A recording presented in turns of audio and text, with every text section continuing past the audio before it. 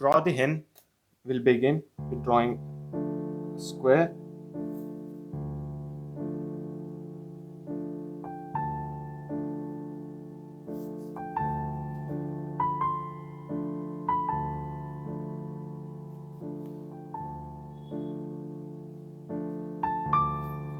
And once we put the square, we'll add beak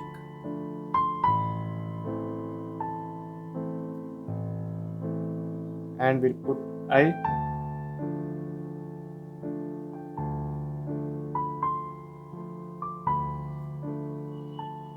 On the top,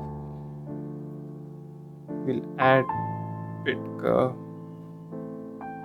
With this done, we'll add feather and few more details,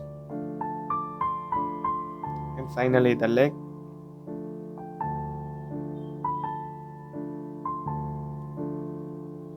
Once we finish this, color red